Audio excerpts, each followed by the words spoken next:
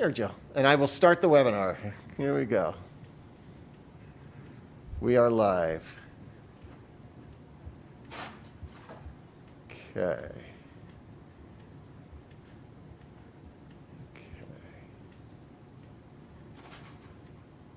And we have one attendee. Okay. Very good.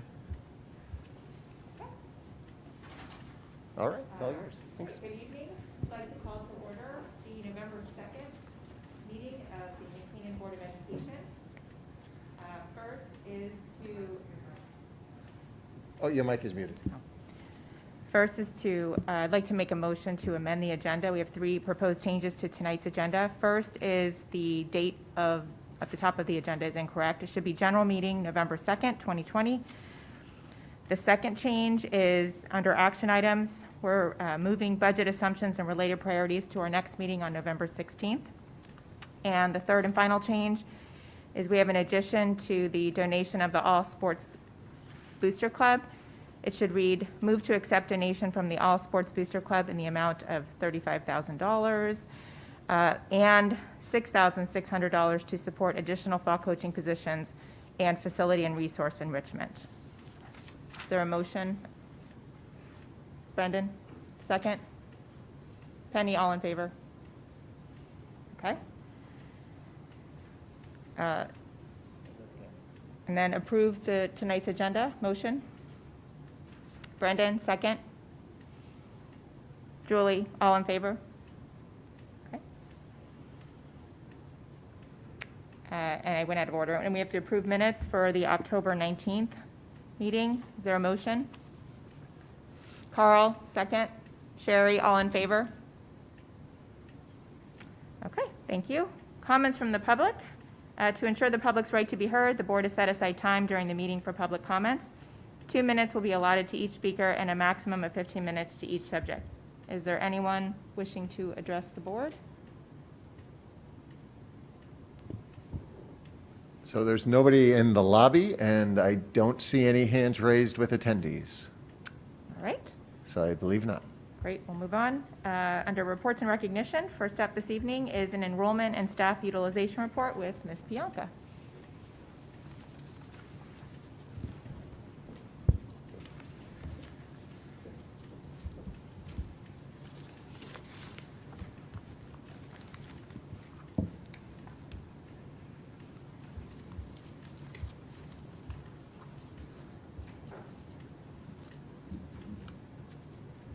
Good evening.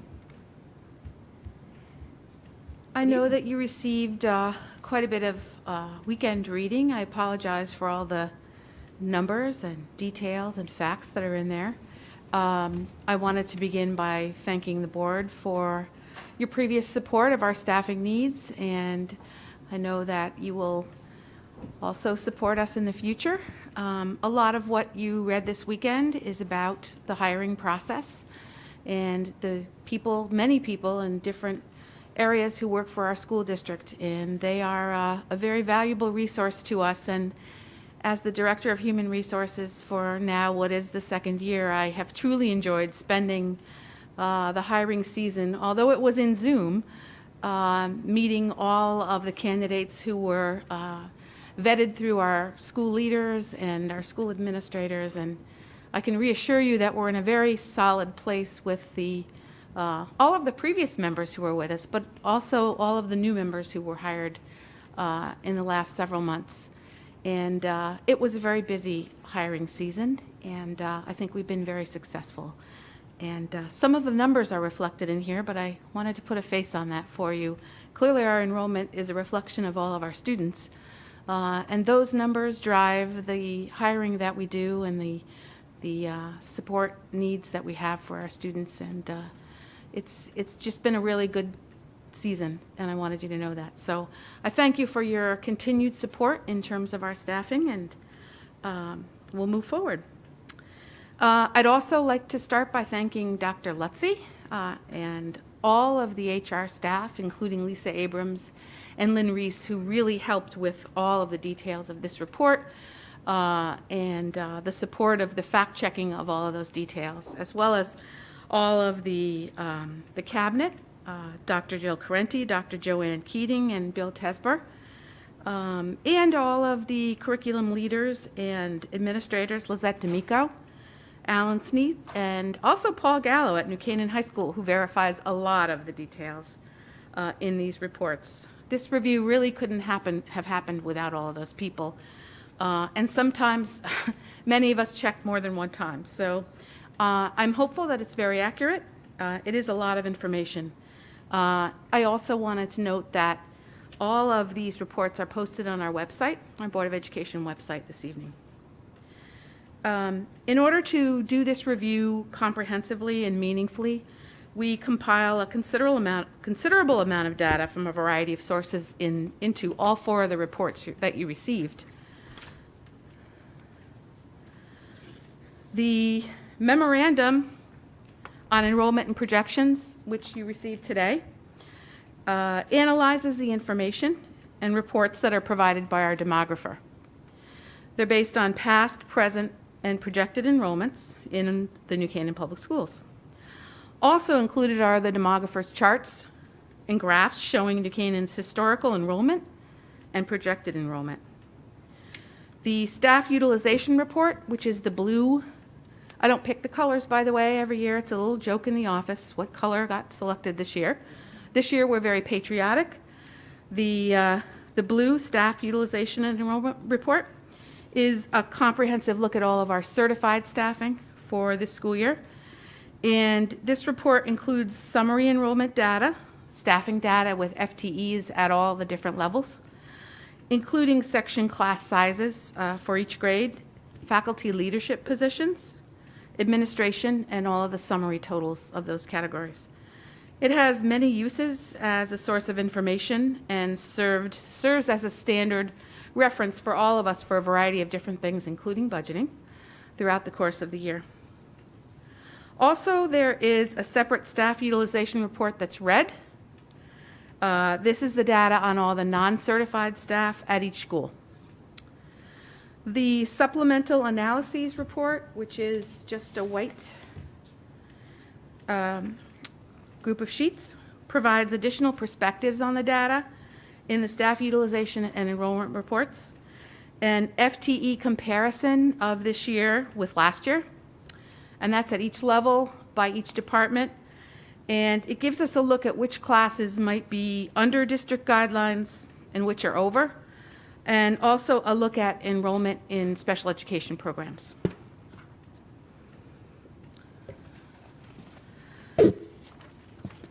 Because the data is presented from several different perspectives, including the different levels of the system, specific grades, core and non-core subjects, classes and sections, it's rather voluminous. My presentation tonight will only focus on a review of the current student enrollment, educator staffing levels, and also our demographer's enrollment projections.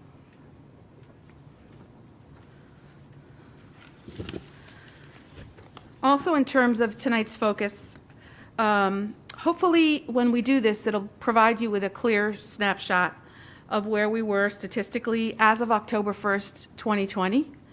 And it also will give you some sense of where we might be headed in the future. And as with any presentation with information like this, the data that's provided in the reports is pretty detailed. And our report today really just gives an overview of all the data. So let's move on to a school district perspective first.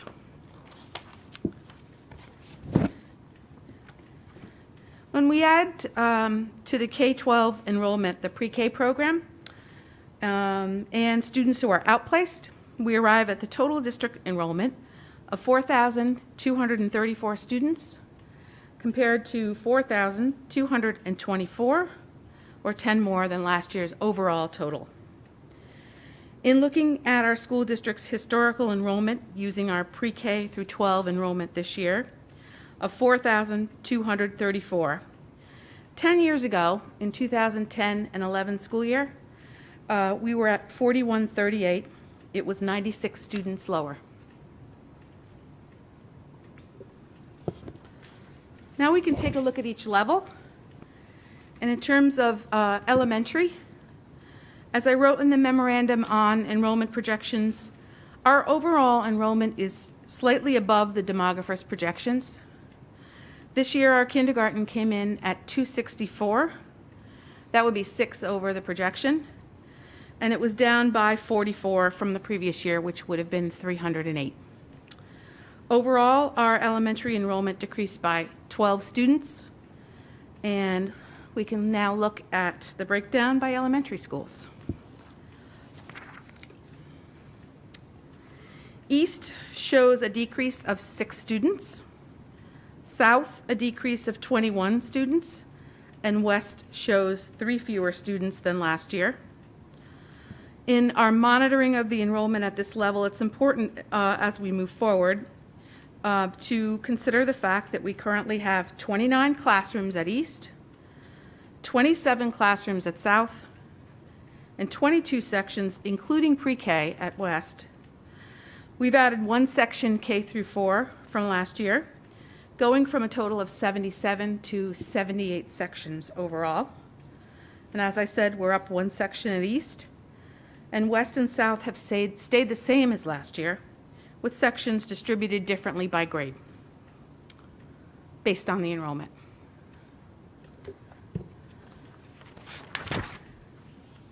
Our SACS enrollment has had an increase this year from 1327 to 1342, which is an increase of 15 students. NESDEC projects enrollment to increase next year to 1327, up 8 students. And the demographer projects the enrollment at SACS to decrease to 1312 in the 2022-23 school year. Even with some projected decreases, SACS will remain in the upper 1,250 plus range for the next 3 to 4 years.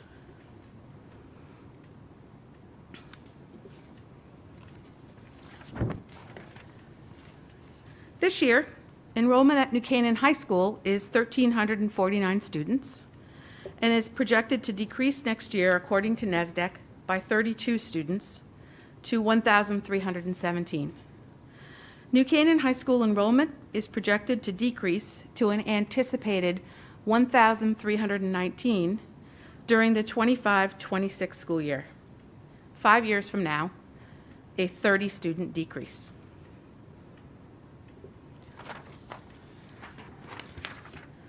In terms of special education, our student population has decreased slightly this year.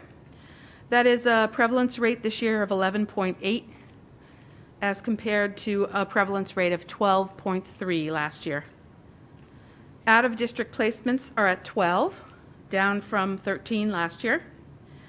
And the specific information on special education can be found in the supplementary analyses of the staff utilization and enrollment reports.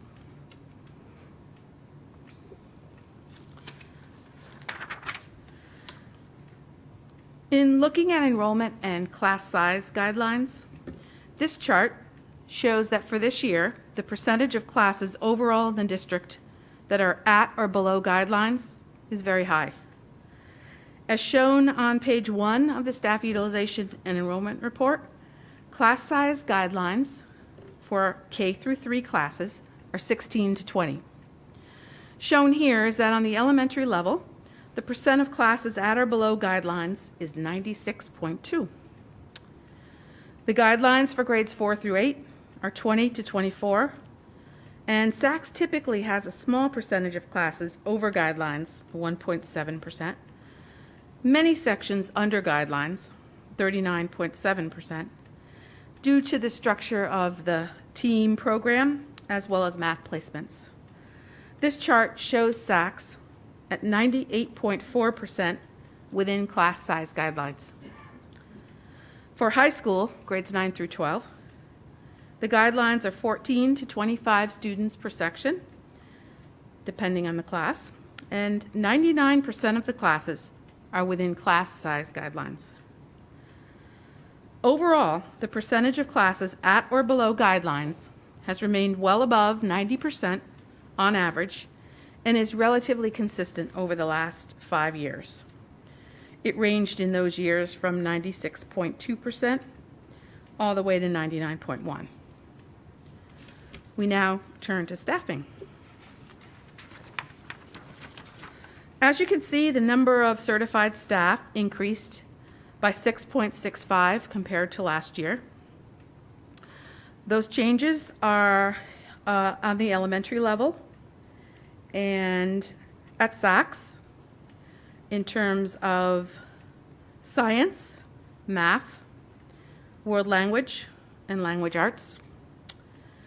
And New Canaan High School at 2.35 in a combination of core area classes. And in special education, 2 teachers at Saks Middle School, one that was included in our budget and one that was enrollment-based addition.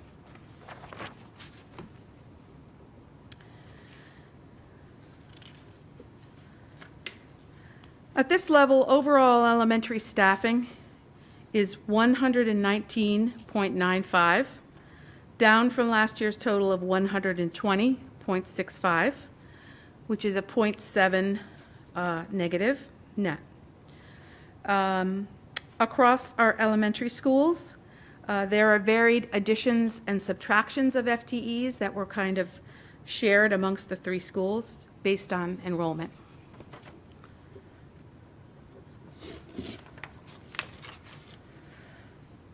Saks staffing shows an increase of 3 FTEs,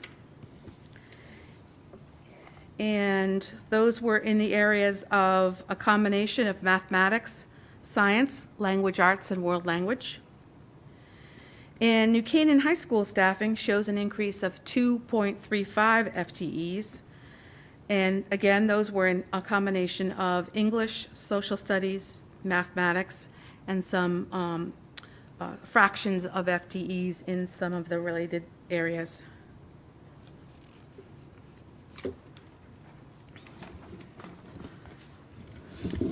And as I said a few minutes ago, at Saks, an addition of 2 special education teachers, bringing us from 72 FTEs to 74 in total.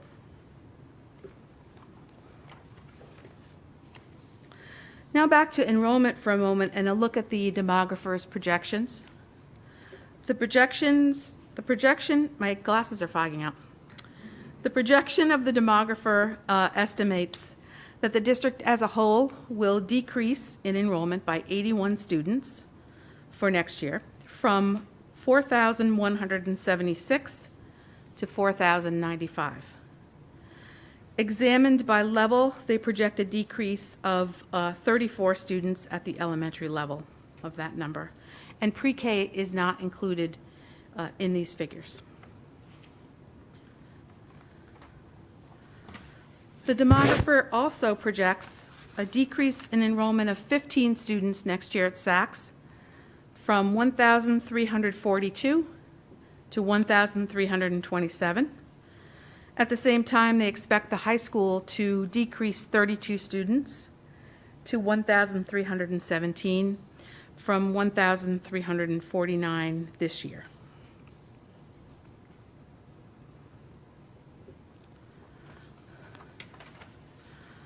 Generally speaking, the trend that's indicated by our demographers is that we are in a period of stable but slightly decreasing enrollment at the middle and the elementary schools.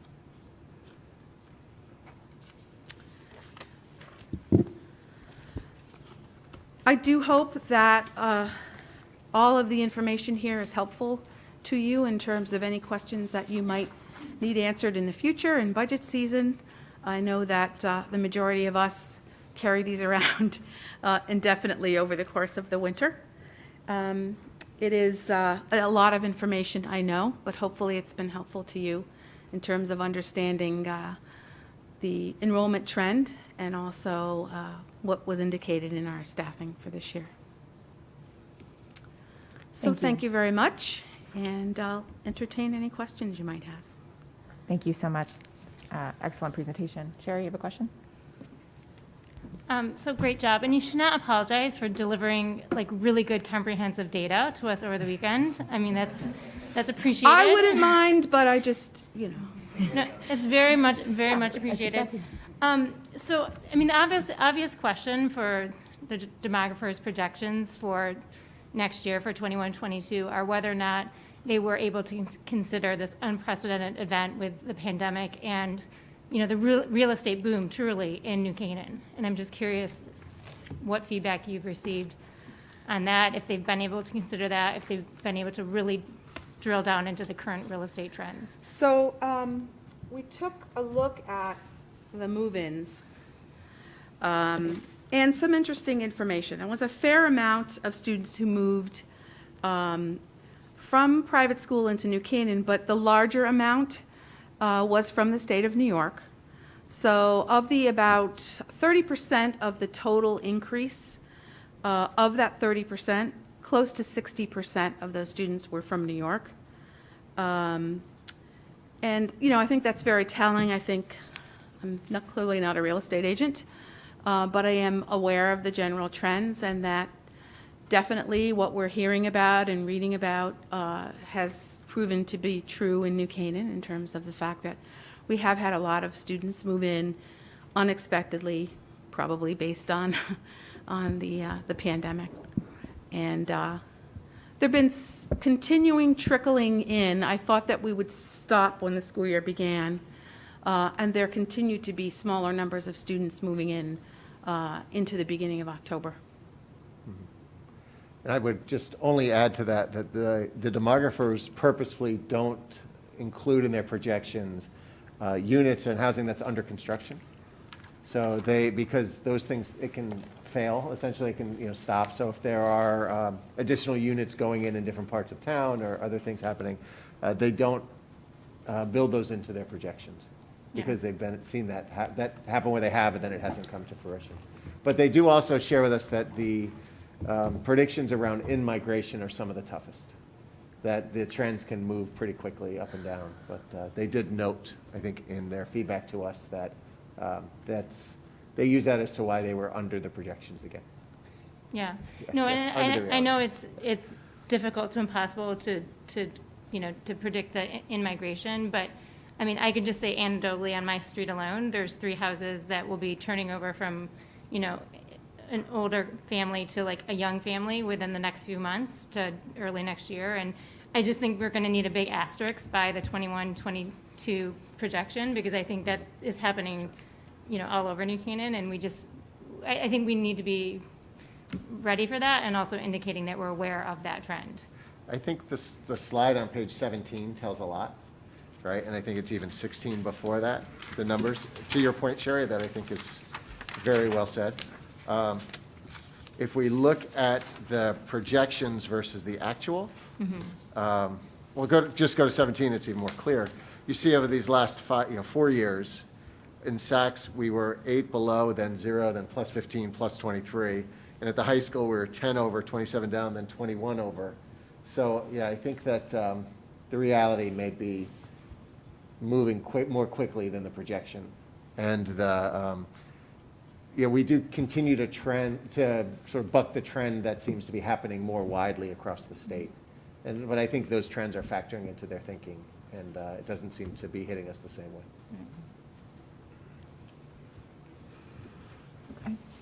Brendan?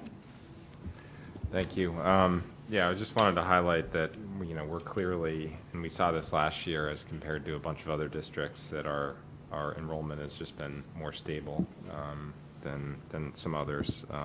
No doubt people are moving here based on, how our school system's doing, and we've been doing great. So I just had a question on the elementary numbers. Have we have we gotten a sense yet as to where exactly we see things, just based on some of the things that have been happening more recently, whether we look at preschools or other folks in town, are they seeing their numbers move up, or is that not something that we necessarily do at this point in the year? Typically, we do that a little later in the year. We definitely do it. It's just a little later in the year, I think, around the maybe February or March. Yes, so we'll start advertising for kindergarten enrollment right after Thanksgiving, and then in January, we do our transition to K meeting, and then that's usually when we start looking at our numbers of the pre-K students who are pre-registering. Okay, but we haven't seen any, bump in, in, pre-K or anything like that at this point in town? Our own pre-K numbers are up a bit, Yeah, yes. okay, thank you. So our pre-K enrollments have gone from, in 2016-17, 36 students, to this year, 46. And last year, 39.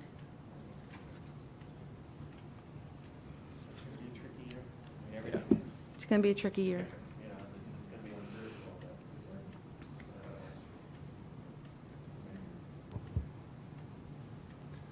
Penny? Thank you. I forget what we do with the realtors to sort of keep track of the number of families that are moving in with, children who are not yet of school age. I recently met a family that had a 7-month-old and a 2.5-year-old. So they would be part of when they eventually get to school, they'll be part of that bump up.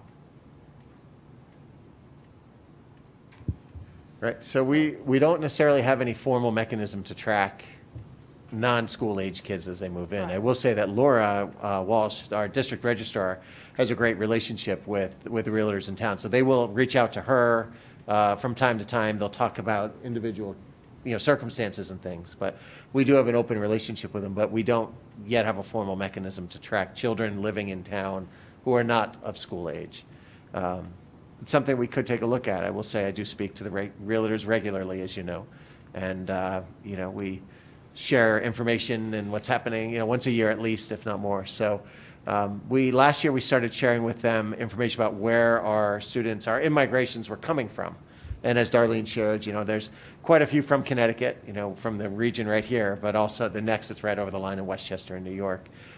It was surprising to see just last year at least how many different places people came from, from even countries and different states. So we do have those conversations, but that's something we can talk to the realtors about a little bit, or at least see if there's a way to try to more formally track, the children who are younger than school age to see.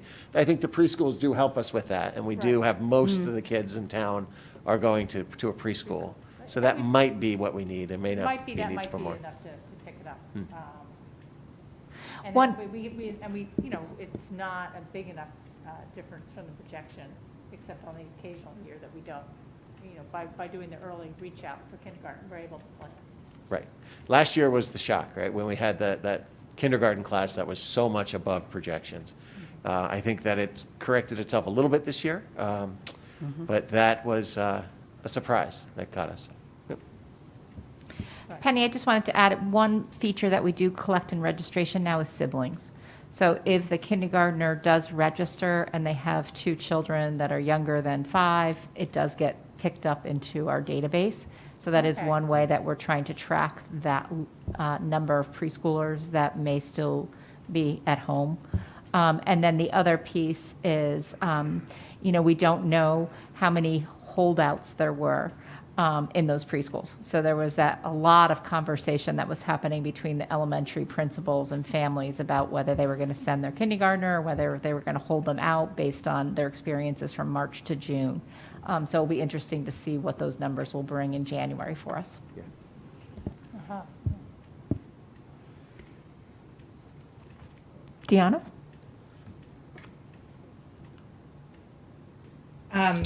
So thanks, Darlene. I actually have some questions about the special ed numbers. I noticed that in the outplacements, we're very heavily skewed towards the high school, which, as I looked at a couple previous reports, that seems to be the trend. And I also noticed that almost half of the outplacements are seniors this year. Should we be optimistic that that number would drop significantly next year based on that, heavy prevalence with seniors this year? I would like to say we could be optimistic, but who knows what will happen. And I think, a large part of the reason why we see a significant number of high school students who are outplaced. Ties back into that increase we're seeing in the social, emotional, the anxiety. Those issues tend to manifest themselves later on, late middle school into high school. If there are a significant number of seniors who are outplaced, it depends on what their needs are. Some of these students are eligible for special education beyond, into the 18 to 21, or maybe now even 22. I don't know if you've followed, some of the special education changes that have come through, but now there's a hearing that says that we're responsible up to age 22, where it used to be up to 21.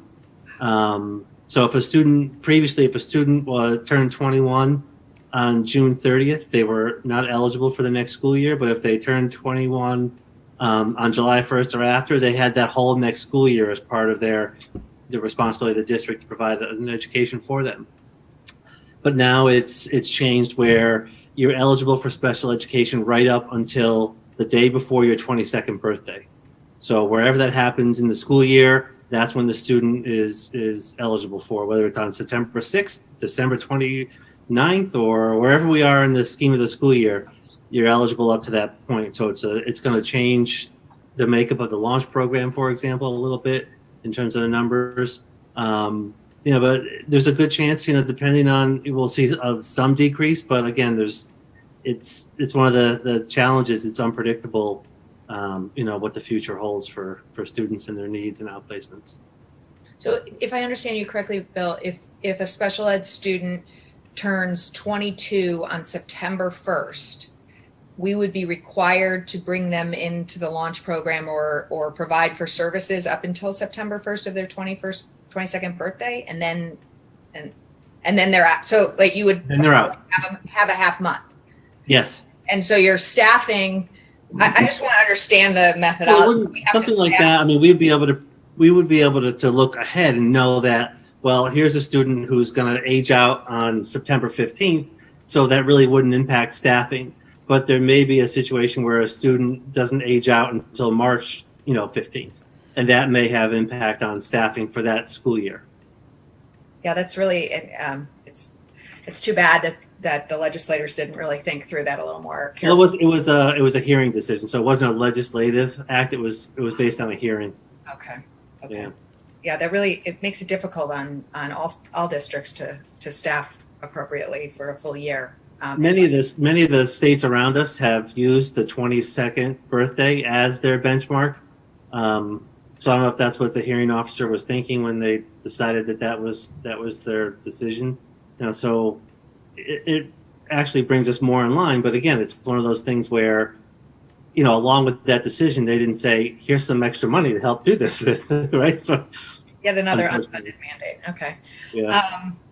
And then I just had, and it kind of goes to the comment you made earlier, but I was looking at sort of the current, I think it's 10th graders. We have a significant increase in that group, or a prevalency rate in that group at the high school. I mean, I don't have a history. I haven't, gone back and looked at all the history, but are we seeing something specific in that class? Did we have a bunch of move-ins? I can't tell you whether it was a bunch of move-ins or what the issue is there with the increase or the higher level of prevalency in 10th grade. I know last year, if I look back historically, it was 15% in 9th grade last year. So it's at 16.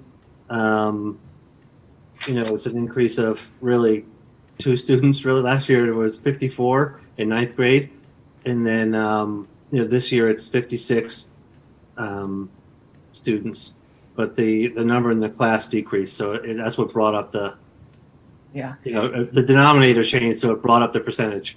Yep. Okay. And just to finish up, if you were to compare our prevalency versus sort of our DERG districts, how are we comparing right now? I would say we're at the lower end of the prevalency rate. The numbers haven't been shared yet for this year, but I know if we looked across the districts, DERG A last year, we were on the bottom third in terms of the prevalency rate.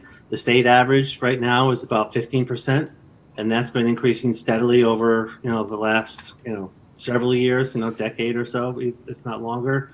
So we're still, significantly below the state average, and, we fall to the lower end of our DERG as well. Thank you. You're welcome. Yeah. Okay. Great. Thank you very much. Thank you. Appreciate it. Okay. All right. Next, we have an update on COVID. Dr. Lutzy? Yes, I'll be brief and glad to take any questions or any clarifications as we do. Just wanted to touch base with the board about the county metrics and the sort of trends and some of the preparations that we've been doing, as you know, since the beginning. So the state continues to publish the metrics on a countywide basis every Thursday afternoon, evening. And this Thursday, the metrics put us above the 9.0 threshold to move from low community spread to moderate community spread as a county. Now, again, the Fairfield County metric, that's about 1 million people who live across Fairfield County. And so we were at about 16 positive cases per 100,000 people across the county. Okay? And that's on a 14-day moving average. So actually it's not moving, but a 14-day average. The next collection of data ends on the Sunday before the Thursday, and they go back 14 days from there. So that's the number of new cases identified each day on average over those 14 days prior 2 weeks. That's one metric that we look at and use, but of course there are more local metrics that we use as well. That includes our own calculation here in New Canaan of levels of community spread. And you can use the same formula for us here, where instead of going with 1 million people, we're doing it with 20,000. So again, we look at the 14-day average number of cases, number of new cases, and we divide that by 14. We total it up over 14 days, divide it by 14, multiply it by 5, and we get to our metric. It's pretty simple to get the number over per 100,000 people. So as we look at that here, we still as a community are in the low community spread, but we are seeing that move up as well. And so it is important for us to highlight the mitigation strategies that we're using across our school to encourage people to use those strategies outside of school. There were a couple of questions that came from one of the emails that I had sent earlier about the additional travel requirements that we're putting on. And I feel that it's the right thing to do. So the board's aware. We are requiring anyone who travels to a hot state, a state that's been identified as having high spread by the governor, when they return to New Canaan or to Connecticut, then get a test, have that test clear in order to return to school. And the governor's travel ban says within 72 hours of returning to Connecticut, but in consultation with the health department, we feel it's important that they return to New Canaan and Connecticut first and then test, because a lot can happen in 72 hours and we just want to be safe. I've been working with the first selectman and with the health department to offer some community-wide testing in the next couple of days and weeks, and so we're working on that. The details are still being worked out, but we're looking at a testing program that would be open to staff and students and families in the entire community. That might be 2 days a week that may run through a location up at Waveney. So I think that would be helpful. Again, as we continue on the path that we're on, we want to be sure that we can identify, isolate, and contain and try to stay ahead of it as much as we can. I want to very quickly say a thank you to Janet Reed and the nurses. Just prior to this meeting on Monday nights, I'm on a call with the DPH and others, and we talked quite a bit about contact tracing and the challenges in towns and in schools to, once the positive case is identified, to identifying any of those close contacts and communicating with them and quarantining as quickly as possible. And while the CDC recently changed its definition of a close contact to include within 6 feet for 15 minutes or longer over a 24-hour period, we've been using that definition from the beginning. So for us in Connecticut, thanks to our DPH, that's always been our interpretation of close contact. So we've always used that standard. But as you can imagine, when a positive case is identified, it's an enormous amount of work to go through and identify who the close contacts are. We're looking at seating charts, we're making phone calls, we're, multiple conversations and emails and everything. And to her credit, Janet Reed and the nurses at each building are really doing an amazing job. Over the weekends, some have been up all night doing this kind of work so that our schools can continue to function. So I really want to say thank you to them. And of course, I just can't say it enough, how grateful I am to be partnering with Vivian and Rana and the NCEA and all of this. These are challenging times for everybody. And yet they come to school and if there are any questions, they ask them. We have open dialogue all the time. But we really are fortunate to see them as partners in this. They value education as much as we do, and everybody wants to do everything possible to keep our kids here, safe, in school, our students, our staff, and everybody. So we're very fortunate to have such a relationship, and Vivian and Rana really, leading the NCEA here. As we think forward, we're going to continue working on and ensuring that the mitigation strategies are in place and functioning the way that they're intended and meant to work. There are positive cases that are arising in town, and we're seeing an uptick in those, as I think all towns are. Jen in the health department continues to jump right on it, and there's open communication between her and the school district 24 hours a day. And again, just thanks to Jen's good work, we've been able to keep our schools open. I'd say that that's much less common in the region and across the state. That what really seems to be happening is as positive cases arise, schools are being closed for a day or two so people can do contact tracing. We've seen that in our region, and we've seen it across the state. And we may certainly get to a place where we have to do the same thing. As the numbers increase, the contact tracing and the work you have to do can be overwhelming. And so right now we're keeping up with it, and we're doing okay. But we have to also be realistic, too, about sort of the trends and what we're seeing. So I think the testing opportunities that we're bringing on into town will be helpful. I know that the mitigation strategies are working. We're continuing to see when positive cases arise that they may certainly be spread in the household. We're seeing quite a bit of that, where a sibling or a parent may come home and not feel well and test positive, and then 4 or 5 days later, another person in the house, another. And the unfortunate part about that is, and there's many of them, but it extends the quarantine 14 days each time there's a positive case in a household. So we've had some that have really, can be out for a long period of time. But, that's why our system is what it is. That's why we have the live stream system that we're using tonight, and that's working very well in our classrooms. Families have been good partners with us in this, and they understand that we will do everything we need to do to support them and help them through this. And we recognize that, thanks to their cooperation, we're able to keep everybody safe. And so they're agreeing. Of course, never hurts for a reminder about the need to apply these mitigation strategies outside of schools. And also, just tonight at 4 o'clock, the governor's press conference, he rolled back many of the phase from phase 3. Now we're in what he's calling phase 2.1, which reduces the number of people and indoor gatherings down to 25 again, outdoor to 50, changing restaurant capacities. He's asking all restaurants to close at 9 o'clock or 9:30 each night, 7 nights a week, things like that, in an attempt to really, again, slow the spread and identify those vulnerabilities that we have across the state. In the call tonight, we talked a little bit about athletics. The DPH is working on their final guidance for the winter sports. They're hoping by the end of the week to have that out and through and approved with the DECD and the governor's office and others.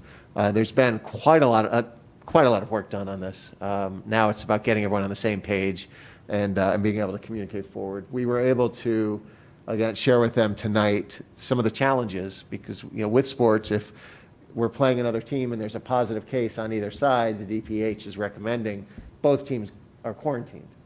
So right up the road, that happened just over the weekend where I think it was a soccer game and the visiting team had a positive report the next day. And so the entire team for both schools gets quarantined. That's very disruptive to schools. So that's the challenge we're trying to balance here. So we're continuing forward. We are in a very good place, thanks to the incredibly hard work of everybody involved. And we have a lot of people to be really thankful for and really great. We owe them a debt of gratitude. I mean, we're looking at, again, our nurses have been doing an amazing job, not just sort of doing the contact tracing, but making the phone calls and working with families and talking them through it and helping them understand. And, you know, our dashboard continues to sort of go up and down. We have a few roll off and we have more roll on, and, you know, keeping an eye on that. But it's a good way to continue communicating what's happening for folks and, you know, making sure that we're fully transparent with everything that's going on. So with that, I'll pause and take any questions. Thank you. Sure. So I just want to relay like thanks and praise. I mean, I know you don't often hear like good job when it's a good job. You just hear it from the other end when people have concerns or criticisms. But I know that I've been hearing just from, you know, my network and reading on New Canaan Moms Facebook, just I think parents are very grateful for, you know, all of the hard work and the process and everything. So I just want to pass that on. So I just have two quick questions. So one is, just on the reporting side, can you just clarify how, like when the school identifies a positive case, that gets reported through the town? Because I know there was some confusion 2 Fridays ago because there was a town outcall 2 days after 2 SAC students tested positive that didn't include, you know, those cases. And so if that's a timing lag or what that is, so that's my first question. And then the second question on the sports is I know the state is addressing sports at the high school level, but I'm just curious if there are if there's any guidance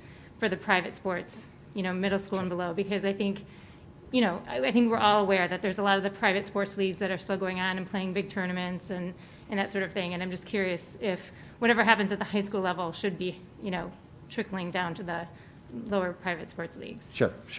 So on the reporting to the town and that piece, I mean, I can speak specifically to the outcall itself, which very literally what happened was it was written and then it went through a couple of edits and the language was changed instead of being under to over 20, and it wasn't caught in a final draft, and so it went out.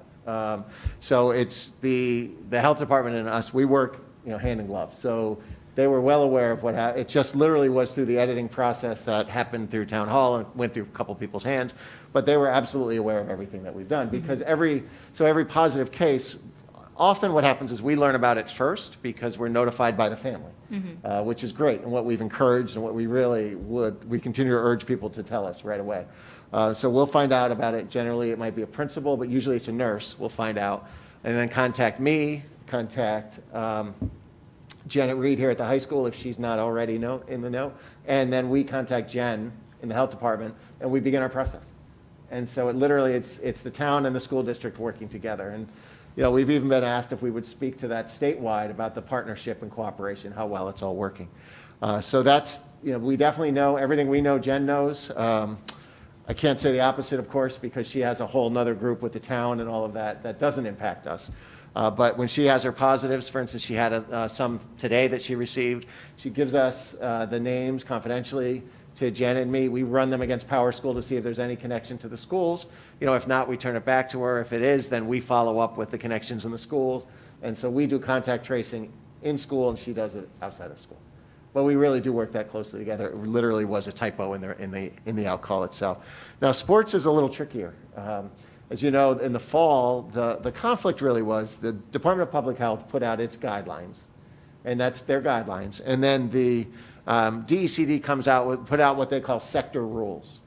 And the sector rules were different than the Department of Public Health guidelines.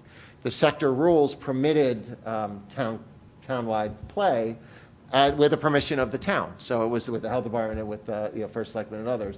If they could say no to it, but they could also allow it to run as it had. When the DPH came out with their guidelines for us, you know, all as superintendents and boards of ed, I think wisely said, we're going to follow the recommendations of the Department of Public Health.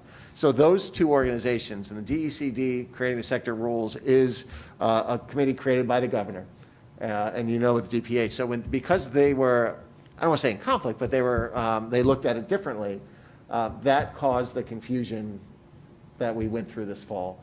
So I believe that the reason we haven't seen the guidelines yet for the winter is because they are really trying hard to get on the same page.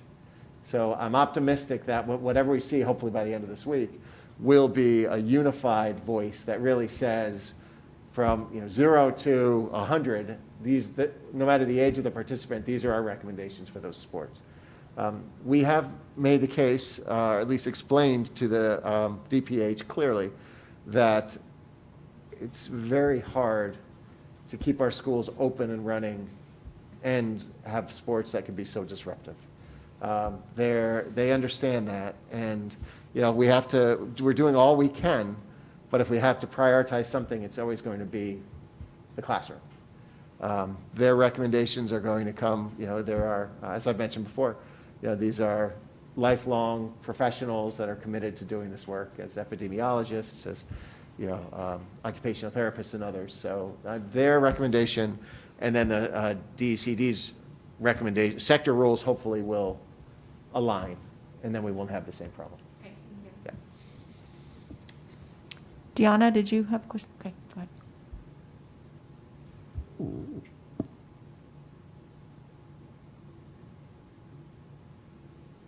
Still on mute. You're muted, Deanna. Sorry about that. So if you could give us just a little background on how we're managing, sort of the teachers and what's happening in our surrounding communities, if there's been, shutdowns a lot of our teachers have children in other districts. And so how are we managing that to keep our classrooms staffed, and, is it becoming more difficult or is it, we're managing okay? It is becoming more difficult. I will share that I heard from a colleague just today that they're meeting to consider closing the district for a period of time because they can't find enough bus drivers.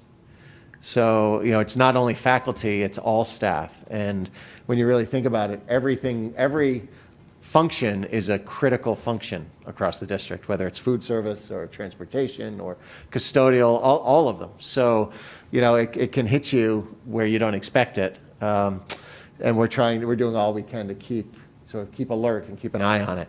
What we've done, I think, which has worked well, is if somebody is required to quarantine for a period, or even isolate, and if they feel okay, we're allowing them to perform their work remotely in that instance, because it's a finite period for the 10 or 14 days. And if it's something they can do remotely, we work to figure out a way. Now, obviously, a custodian can't be remote. Bus driver's not going to be remote, and that's trickier. But certainly for our faculty and for our teaching assistants and others, it's one way that we've been able to, sort of keep the operation moving forward. We have, as you know, we've brought in the building substitutes, which has been helpful, very helpful, actually. Not just because they're there, but because they've been part of the training and they know how to work the system, they know how to get things set up. So if our teachers are out for a longer period of time, they're able to go there, get things set up, and then they may leave and somebody else may come in to watch over while they go to cover another class, but at least that expertise is on site there with the building subs, and that helps. We are looking at, as you know, over the summer, we partnered with the YMCA, and they created the program for childcare. That's tricky because just like we are fragile in what we're doing, the Y or anywhere else is fragile as well. So we just heard that they are closing one of the rooms for a period of time, some things like that. So as those problems come up, we can be, it'll cascade to us. And so we plan and plan and plan, and then we react and adjust based on what's in front of us. And that's what we've been doing all year, and we'll have to continue doing that. Darlene, I don't know if there's any more to add. But. No, everything that you just said is true. I mean, I think the building subs are helping phenomenally, and we were proactive about making sure they had all the training in terms of all the health and safety protocols, all the technological nuances of even remote teaching, and it's been a really helpful thing. We're taking it one day at a time. We're trying to be creative about the solutions, and so that we can have someone be in the classroom if the teacher needs to be out who really can manage things well. And up to this point, with the addition of the remote teaching, as Dr. Lutzy said, that's been a really big help as well, because it's actually the kid's teacher. And so, I think the combination of all those things has been really helpful. It just will become a question of how large it gets. And hopefully that won't happen, but, I think we've really done well up to today. Thank you. Penny? So I just wanted to, echo what Sherry said, just commend the staff and the students for following the protocol so closely, so that we've been able to get everybody back in school and follow. It's really been an amazing process to watch. I guess I had just a couple more questions about where the spread was coming from. Are we tracking it back to the non-school sports, or where, I guess the community should know it is affecting school. What are the other sources for the spread, Sure. besides from in the household? Well, and in the household is a significant Right. source, right? And so it can come from anyone, it can come from some, people who going off to work, other things like that, Right. and coming in. We've seen some from some gatherings, maybe not as many here as other towns, but parties. You look back from a holiday or like a Labor Day or now Halloween, and generally you look out 7 to 14 days and you can see an increase in the cases. And that comes from, parties, gatherings, people getting together.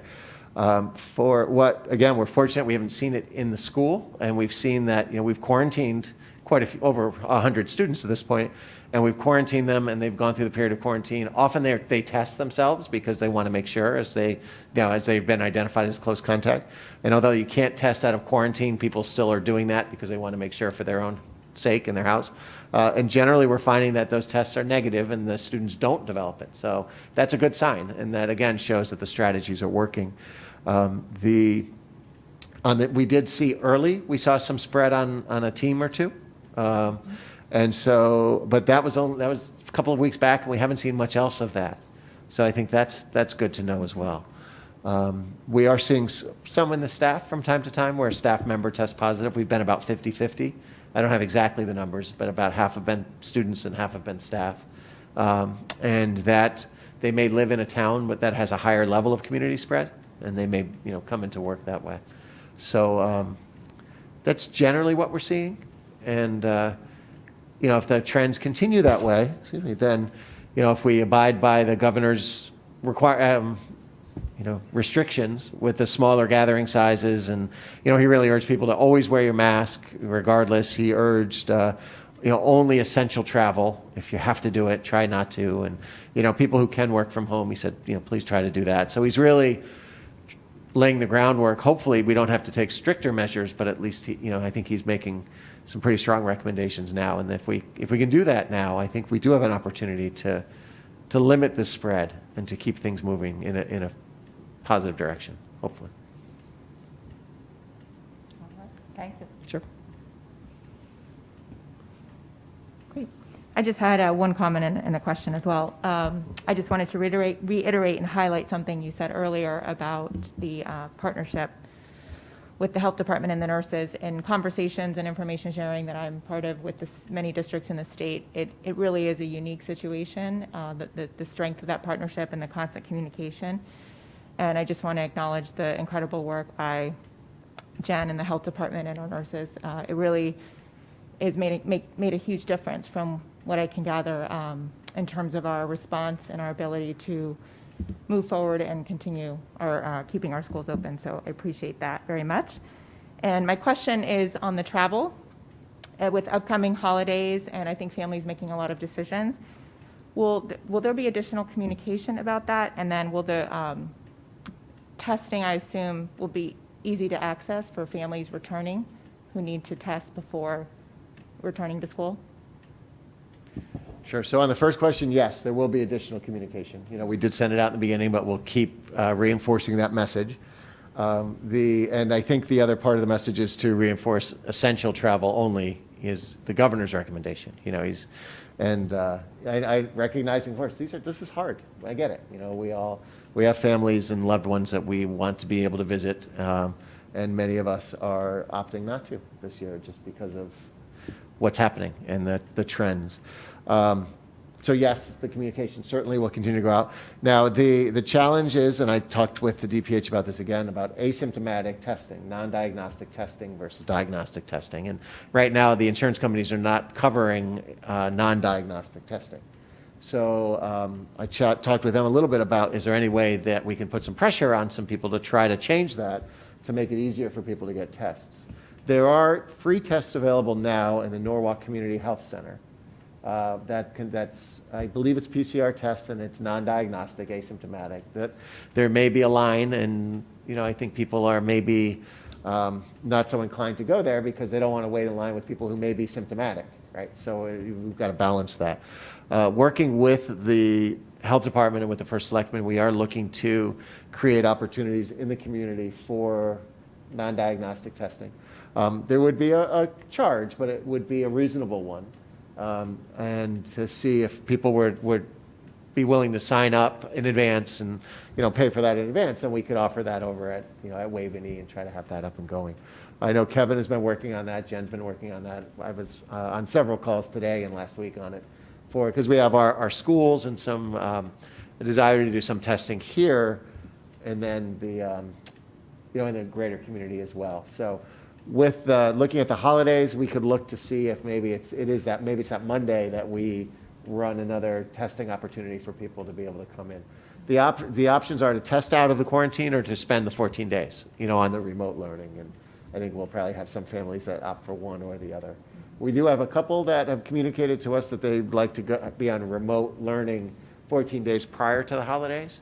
So they're planning a quarantine prior to the holidays before they go to visit a loved one. And then I would assume they would look to test out upon their return. And maybe it's, returning a day earlier than normal or 2 days earlier, taking that test and getting the results in time to get back to school. Great, that's helpful. Thank you. Deanna? In your conversations with the first selectman about this community testing, is there the thought that you might open it up to the community? Particularly, we're going to be having a lot of university students coming back right around Thanksgiving, the week before, and a lot of those students obviously live in families with kids in the public schools and private schools. So, I could see, a big need in the community for that in a very busy time of the year. Yep. Yes, that was a part of the conversation as well. I'm feeling a little urgency to get things going now, given the trends and the numbers that we're seeing. And then if we can demonstrate the need, then we can continue working with the group that we're working with now. And they'll continue to offer, I believe, to go right through it. They've got to do a cost-benefit analysis on their end because there are communities now that are calling out for them to do testing. The group we're talking with is the one that does the testing for Sacred Heart University. So they've been doing, and they've done a good job over there from all accounts in identifying and isolating and sort of bringing that number down. So they know how to do it. They can get upwards of 80 to 100 tests an hour going when they get this going right. And so if there's enough demand in New Canaan, I believe that they will continue coming back and we'll be able to keep doing it. All right. Thank you. Great. Thanks. Great. Our first action item this evening is to second read of the Board of Education meeting schedule for 2021. Motion to approve as a second reading the New Canaan Board of Education schedule. Discussion? Questions? All right. All in favor? Okay, thank you. Next, we have a few very generous donations. You want to say anything, Dr. Lutzy, or you just want to go on and vote? I do. I won't be long this time, I promise. But I just want to say our first two donations are from the All Sports Booster Club. And, given the challenges in athletics and all of and part of what we've been talking about, it's just stunning, not surprising really, but stunning how the generosity of the community continues to flow to our schools, to our kids, to our programs. So in these two instances, we've got $6,600 donation to provide facility and resource enhancements for our student athletes. And then in the other, we've got a little over $35,000 for coaching salaries, to add coaches to our programs in order to, again, bring down that ratio of coaches to athletes and provide them with really a top-notch program for them to have the experiences that they have. It's been a challenging year for our coaches and for our student athletes, but as we have across the board, they really sort of redefined the experience and did everything they could to make sure that it worked for the kids, that it was something that they benefited from, that was memorable for them, and still brought that spirit of competition right into the school. So it's really, the partnership with the All Sports Booster Club is really amazing and very, very strong. And I just want to say a quick thank you to Jay Egan, who is just tireless in his efforts on behalf of kids and the programs. And he is working here in the school all the time. He's also helping out the town on the fields committee and doing just anything he can do. And his dedication is really admirable. So I want to say thanks to Jay. And again, it's just the generosity is stunning. I would echo that, and I think it's great, especially in a time where if we can increase access to athletics and sports, I think it's a wonderful thing, and so appreciate it. So, and I can't help myself. The 6,600 is for the Huddle subscription that we have, which is the live streaming of the games for families to be able to watch. So it's even more important now with the restrictions on spectators and things. And it records, it helps our kids to create film, but also provides access around the world to anybody who wants to watch these games. So it's great. I would just add a note, it's been an amazing thing this year because it gives access to grandparents and family members who students aren't being able to see. So it's making a big difference in a difficult time. So, okay. Motion to accept the donation from the All Sports Booster Club in the amount of $35,035.75, and a second in $6,600 to support additional fall coaching positions, facility, and resource enrichment. Penny, second. Julie, all in favor? Great, thank you. Next is the donation from East School, PTC. Yep, and again, our PTCs, the PFA here at the high school, have been just amazing partners always, but really throughout the course of the pandemic, they have always asked where can they fill in. They found ways to help families. I mean, we've talked about the gift cards that they've donated, the other efforts that they've done. Now they're running drive-in movie nights at our elementary schools. Very successful night over at East the other night. So successful they've asked to do it again. And West and South are doing the same for their families. So you come in, I think 60 cars or so for each of the showings, and the families come in, they sit around their cars, and they watch a movie. And I think they watched Trolls over at East the other day. So really just, they're finding ways to make it all work and to make it special. And it's really going very well. So this donation here for $7,000 is to purchase new books for the library and for individual classroom libraries to increase the diversity of books available and to include more real-world issues and some and diverse characters. So they are looking to upgrade those libraries and to expand them a bit, and working with the East administration and the East librarian and the whole team over there to do it. And very thoughtful of them. $7,000. Great. Is there a motion to accept the donation from the East School PTC in the amount of $7,000 for new books for the library and individual classroom libraries? Brendan, second. Carl, all in favor? Wonderful. Thank you, East School PTC.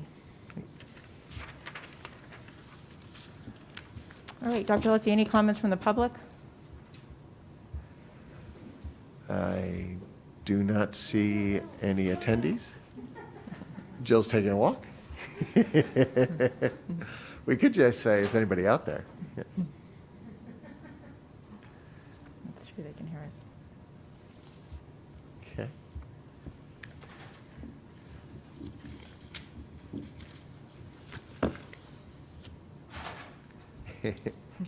Thank you. She came back.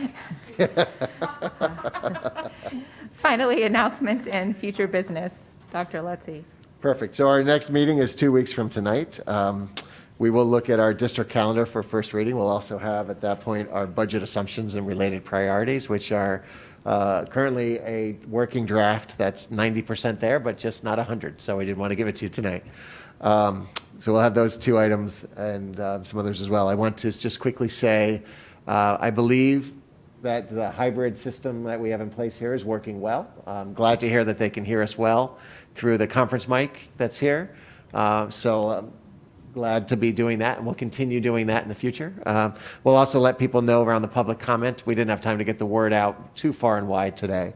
But I do believe that people are probably watching on YouTube, because we're also live streaming on YouTube, and we're also showing it on Channel 78. So we have flooded the airwaves between a webinar and 78 and YouTube, and so people have multiple ways to see the meeting, and I think that's admirable for us, because the work we do is that important, and I think I'm always surprised that everybody doesn't watch every meeting. So, Yep, with that. excellent, yep, agreed. Okay, on that positive note, motion to adjourn. Penny, second? Sherry, all in favor? All right, thank you all, good evening.